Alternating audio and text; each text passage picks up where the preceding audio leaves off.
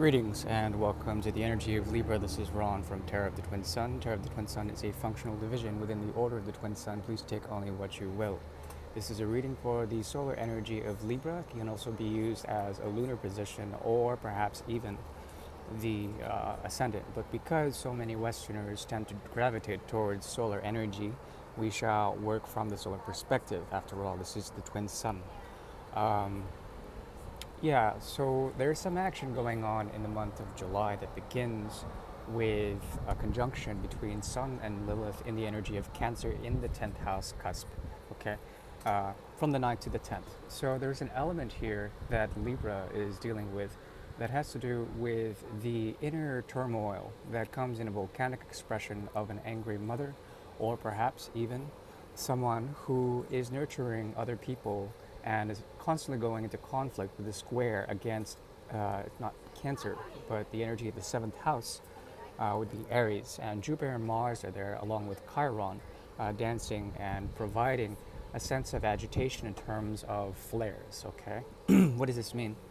It means that the Sun square Jupiter essentially creates tension between the father symbol and the guru, okay? That is through the 7th house, meaning that there's something about the principles of provision, okay? Provision through what we can nurture through the solar energy of Sun and Mother in the energy of Cancer, solar energy and Cancer in the 10th house.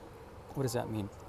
It means that there's an ability here to address karmas with other people in terms of motherly or fatherly principles and being able to confront these by the sense of another, by the war they bring or by the conflict they bring, and through the nullification of such, an element of emotional catharsis or perhaps realization can occur here. But this has to do with the addressing and the solar energy bringing light into karmas that are tied directly to the 10th house in direct and stark square with the energy of Jupiter in Aries in the 7th. Okay. Essentially, what I see here is a need to withdraw and to nurture oneself in terms of their own karmas, their own path, if you will, the Dharma, the path of Dharma, and adhering to the truth, listening to the truths of others, and perhaps finding a nullification point in that. And that is what I'm seeing for the astrological complication of Libra in the month of July so far. Now we'll move directly into the tarot, and I'll be doing once again a great mirror reading as well as the karmic energy in terms of what's going on for Libra.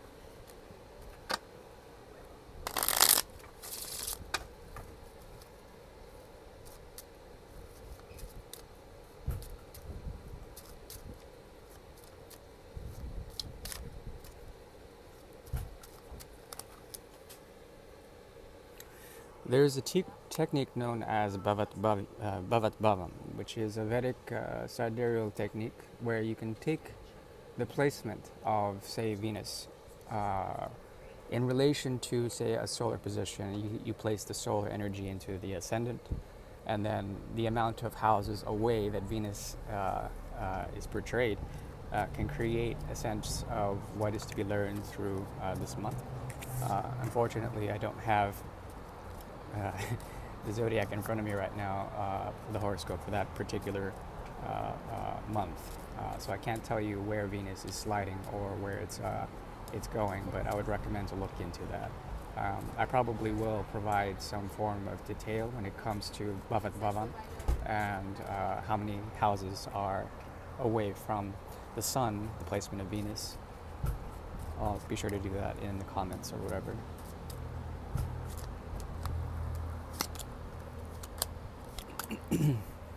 For the month of July, there's a movement from the 5 to the 6 of rods, okay? What does this entail?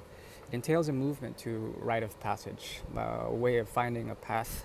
This has to do with Dharma, as well the Five of Rods, the Five of Wands, which is essentially the triplicity of fire. And with this, there's a movement into finding inspiration on the path to the right way of doing things, the dharma of things.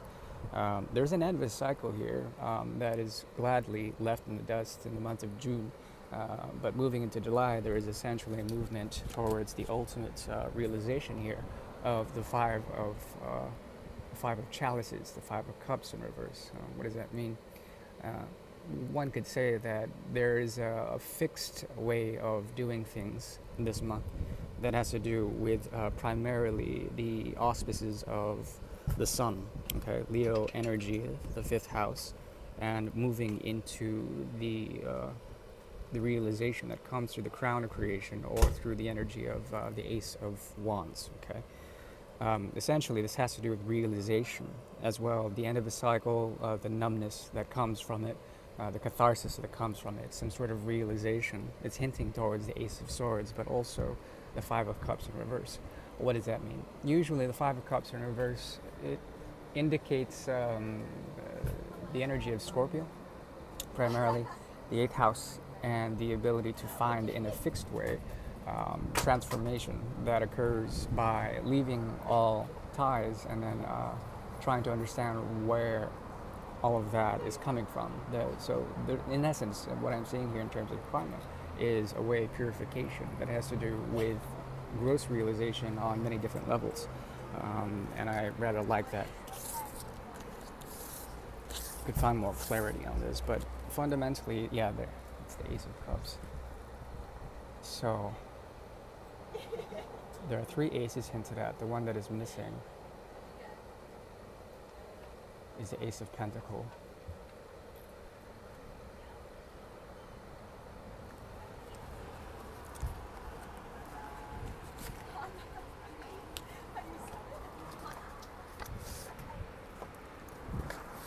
So we're moving into the reading known now as the Great Mirror. The Great Mirror is a tool devised by the Order of the Twin Sun in order to see apparent karmas that may exist between two polar entities, and that is one of the energy of Libra in the solar position, and opposite to that would be the lunar position of the 7th house, would be the 1st house, Aries energy. This indicates usually some sort of conflict and resolution, and that is the mystery of Libra. As you look to the Yod formation, there is a realization as it points to the opposite of Libra, which is essentially the 1st house. There is the Sun, which is in Aries, Mars energy, as well around it, Pisces and Taurus. Okay, if you look into this, essentially the lesson that you can see while viewing another, especially one of Martian or solar design through the energy and auspices of Aries, there's a possibility of learning what is resourceful in the abstract, okay, by letting go of a cycle and then moving into a cycle of newness through the auspices of Venusian energy and fertility, right, okay, and ultimately that is what occurs. And this has to do with the clearing of karma as well, the ability to find a sort of nullification point, a place of balance that is found through the actions of excess in another, and then the sort of abstract, sort of release of that, okay, through the 12th house, and then moving to the 2nd house, which is usually indicated by, once again, fertility, right?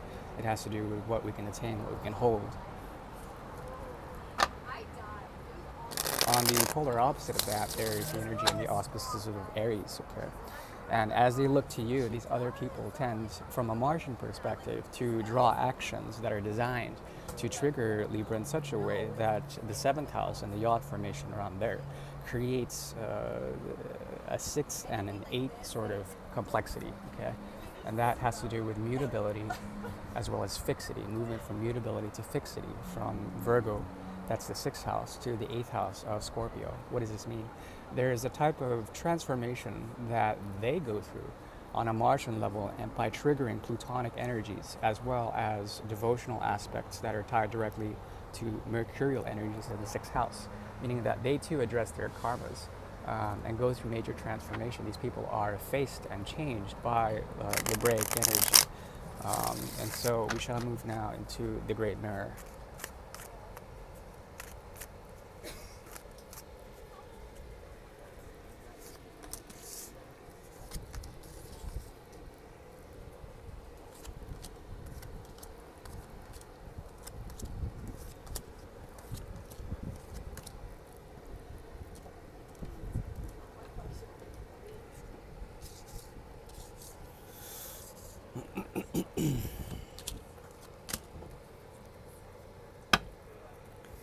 Okay, so fundamentally, there is the Tower in reverse. There is the repression of something here. When it comes to major change and transformation, the fundament, the firmament comes about. That has to do with gross harmonic resonances that are deeply tied to this connection, that have to do with change that does not come, change that wants to express itself, or perhaps it is expressed through the mystery of the eighth house. Okay, that is Scorpio energy in the Tower in reverse. Okay, usually if it's in reverse, it points towards Taurus energy. Okay, which has been highlighted in the recent eclipses, solar and lunar eclipses in Taurus as well. The lunar nodes of Rahu and Ketu, the north node and south node, in the energy of Taurus and Scorpio respectively. And usually it has to do with commitments that are no longer honored because of the sublimation and the subliminal qualities of Scorpio and Taurus. What does this point to? Well, fundamentally, there's a critical sort of approach towards thinking about this connection. I wouldn't recommend thinking about it because of psychological blocks and something about the mind needing to collapse, okay, when it comes to this connection. Psychological blocks being preventative in terms of the actual change that is fundamental that needs to occur, but it's karmically sort of blocked in such a way. At the same time, this is a way to avoid calamity or a way to avoid destructive qualities when it comes to Mars, or perhaps even Mars, or even perhaps would be Pluto. But you're dealing here with someone that is primarily informed by a knowledge that comes from intuitive capacities greatly resonant in the energy of Aries, as well as Sagittarius. Usually Sagittarius has this tie and this connection to the solar plexus, as well as the gross body. There's something about them that is intuitively informed. There's something about them also fearful of an element of fear here. Because it's interesting, because the way you're being portrayed is essentially pulling from this 8 of rods in the reverse, and then they are left with the 7 of rods, some sort of intensity or perhaps a violent reaction. Because as the queen moves away with the rod, essentially there is a vision that you have as well. Lots of vision work here. And what does this amount to? It amounts to the 10 of Swords, okay? And that was hinted at the earlier reading. This is a past connection.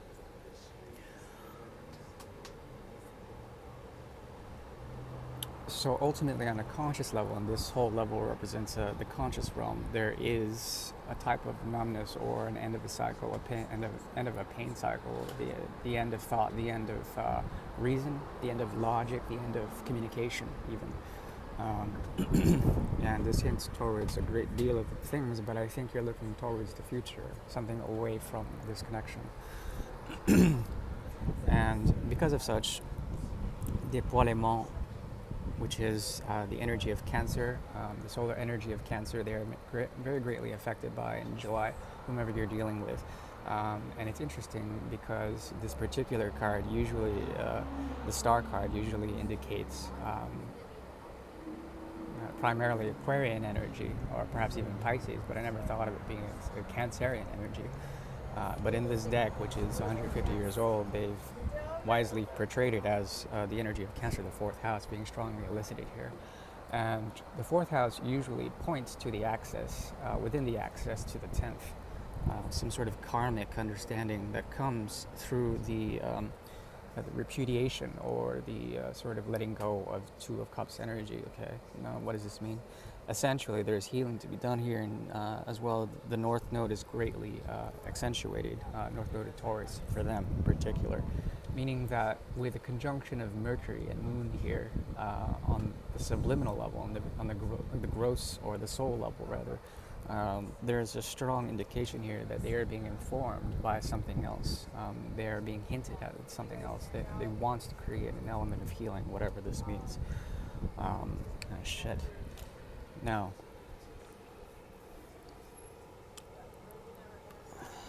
there's a lot of six energy here as well. declaration of the past, something to be declared about the past. Nostalgia being a great sort of thing here.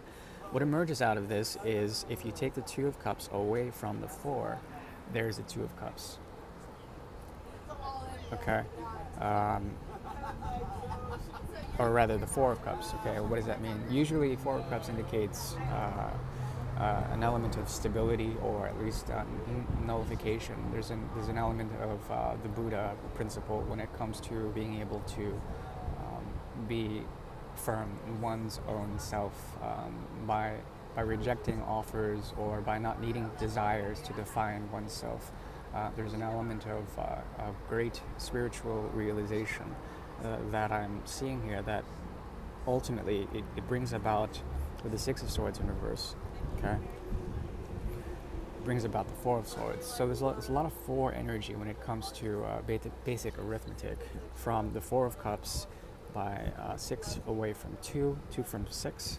We have the Four of Cups as well, the Ten of Swords, less of the Six of Swords in reverse, right? Which indicates the Four of Swords. There's an element here that has to do with the great reparation and silence in the meditative principle, in bouts of sadhana, or the ability to find great stillness in what one would call a form of meditation. And it's very interesting. Truth is trying to be sought out as well. There's an element here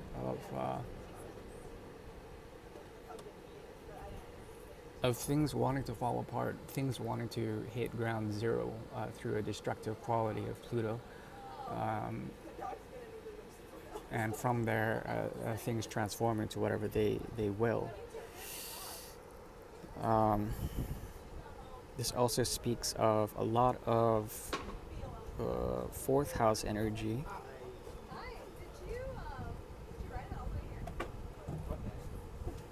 And the ability to find a way through tension. Before we get any more complex than this, I'm going to look for advice. The idea here is to come through a form of judgment that is given to you. There's something being brought from the firmament or the ether, and it has to be listened to. It's something that is unsaid but known. And I can't get more any esoteric than that. I think this is fundamentally a huge thing when it comes to the energy of Cancer, the Chariot, as well as the Star card here. Very strongly eliciting the 4th and the 10th houses. 4th and 10th houses have to do with the gateway. It has to do with the addressing of karmic ties. The first fundamental karmic tie happens in the 4th house. It happens with the mother. And there's a strong, umbilical there physically, but also metaphysically, that can be indicative of issues that are tied to abandonment, but also of trying to find a way to nurture the connection from a distance after the fact that someone has left. But yeah, there we have it. There's something about change that has to do with the cardinal energy of Cancer and Capricorn. It has to do with the addressing of the 10th house issues that were pointed to astrologically with the solar placement of Cancer and Lilith in conjunction in the 10th house away from Libra. Okay. As well, the square that is enacted in the 7th house of Jupiter, squaring the conjunction between Sun and Lilith in Cancer. Okay, what does that mean? Usually, this indicates a transformation that has to occur through the karmic wounds or the addressing of karmic energies with any other. And this person can be any other, but I think it's someone particular in your past. It's important to note that anything that has to do with fundaments of change and Pluto's energy through the Tower in reverse, there's something here about the foundations of something that is greater than what is expected from another. That's the key here. The idea here, through the energy of the visage, or the way of seeing things, and the cardinal energy of Libra, they are the karmic harbingers. They are here to balance out any imbalances when it comes to the flow of dharma, the flow of karma, any actions. The irony is that it's through inaction that most of these are affected. It has to do with will and intention of the sword's dynamic, thought, mind, willpower. Okay, so the best advice here is to essentially, to release any pretensions or any elements of coldness when it comes to thought. Try not to be so objective about this. See things from the subjective point of view. Try to put, yourself into their actions, and then learn from them, because that's what happens when you have the solar energy of Cancer in square to Jupiter in Aries. You learn from the other. Some great realizations that have to do with pent-up aggressions of Lilith conjunct Sun in the first house. All right, that's the best I can do. Thank you. Bye-bye.